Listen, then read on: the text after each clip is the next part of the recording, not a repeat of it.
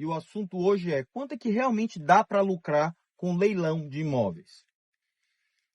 Olha, é aquilo que eu falo, pode maratonar aí nos meus vídeos do YouTube, que é 50, 60, 70. Eu já vi leilão até de 94% de desconto.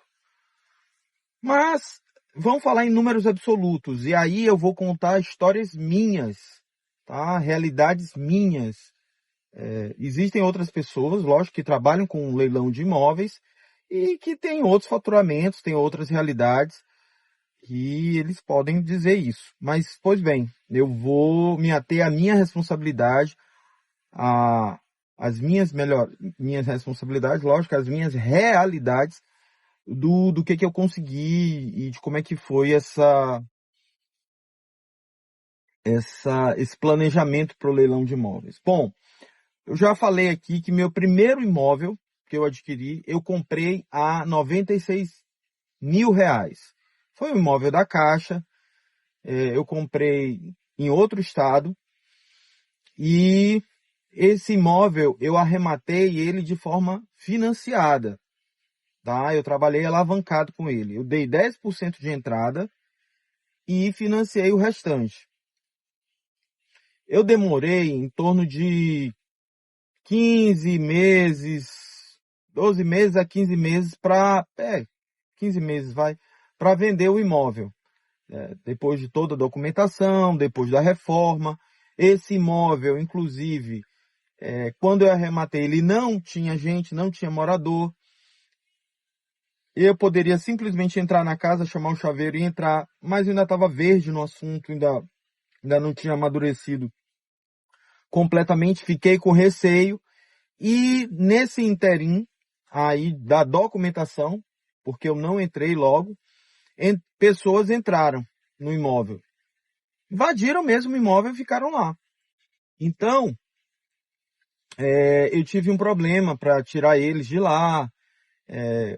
Depois vocês vão lá no meu YouTube, tem até uma foto que eu coloquei lá, casa invadida e tal. Enfim, depois dessa problemática, e isso fez com que demorasse um pouco mais essa operação, esse giro nesse imóvel, por isso 15 meses.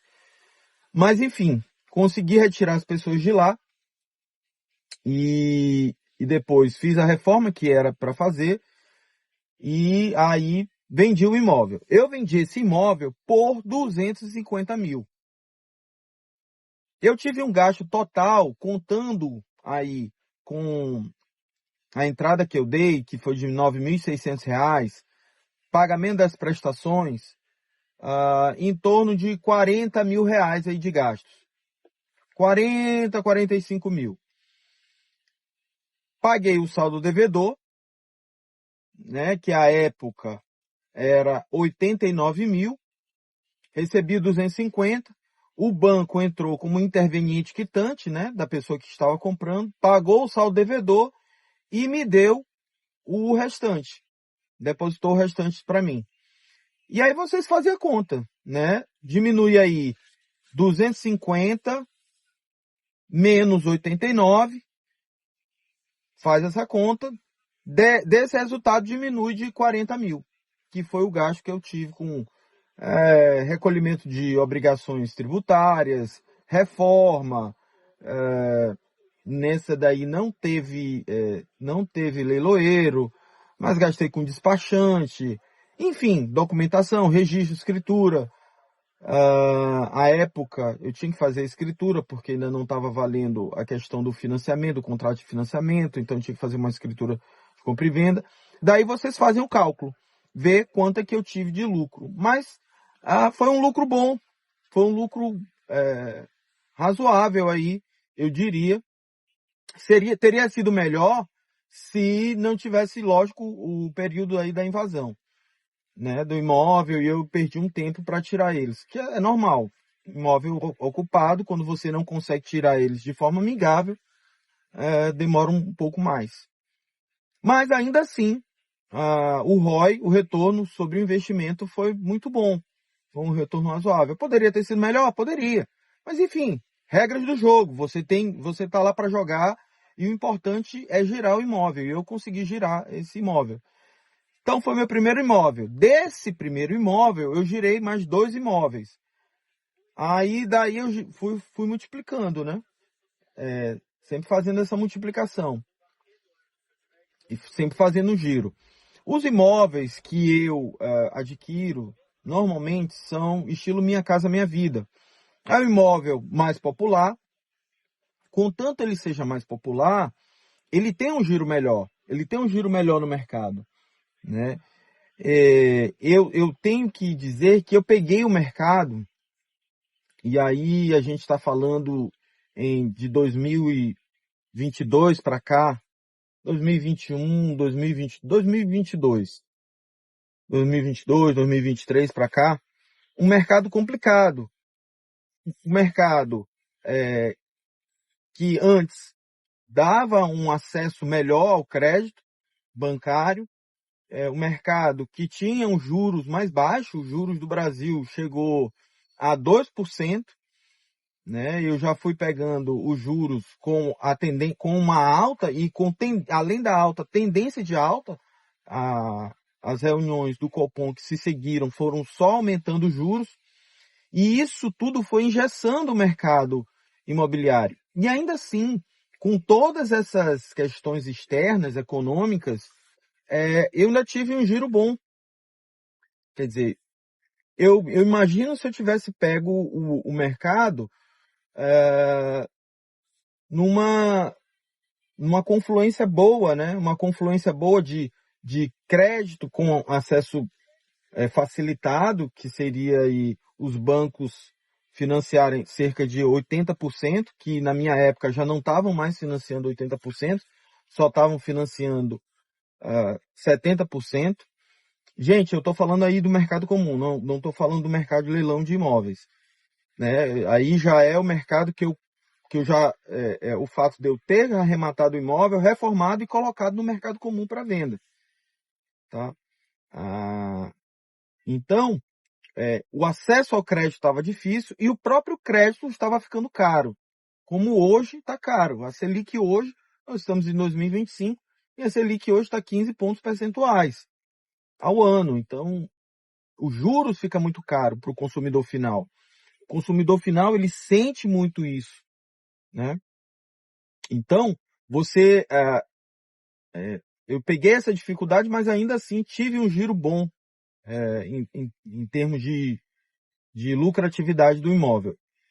Com o mercado melhor, eu imagino que isso vá ter um giro mais rápido, que é o ideal para quem trabalha com imóveis de leilão, porque você vende mais barato, vende a preço abaixo de preço de mercado e consegue, por vender mais abaixo de preço de mercado, você consegue ter um giro mais rápido e melhor.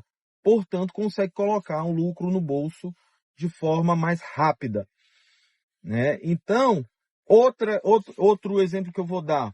Aqui foi um imóvel com o meu irmão. Eu ajudei meu irmão a arrematar. Foi um imóvel que ele arrematou por 104 mil e passou em torno de... Esse imóvel também estava invadido, a gente demorou uns 3 meses para tirar a pessoa saiu e demorou mais ou menos, demorou um pouquinho mais, até a venda do imóvel foram quase 2 anos. Foram quase 2 anos vou botar ali, foram quase 2 anos aí de trabalhar com imóvel, tirar a pessoa, reformar, e demorou um bocadinho mais. Foram uns 18 meses, vamos botar aí uns 18 meses. Mas ainda assim, foi uma lucratividade também boa. Nós arrematamos esse imóvel por 103 mil, 104 mil, foi dada entrada de 10%, se gastou um pouquinho mais nesse imóvel, se gastou aí em torno de 45 mil, né, com tudo, da entrada, reforma, a casa estava um pouco deteriorada, nós ajeitamos, reformamos, colocamos de uma forma muito boa para quem fosse morar, mas conseguimos vender essa casa por 230 mil. Então a lucratividade não foi ruim. né? Poderia ter sido melhor? Poderia. Ele teve aí em números absolutos, eu lembro que ele ficou na mão líquido, meu irmão, eu só ajudei ele, assessorei, ele ficou líquido na mão com 87 mil reais. De 77 a 87 mil reais, salvo engano. Depois eu vou colocar isso até no Instagram. Foram de 77 a 87 mil reais líquido na mão dele.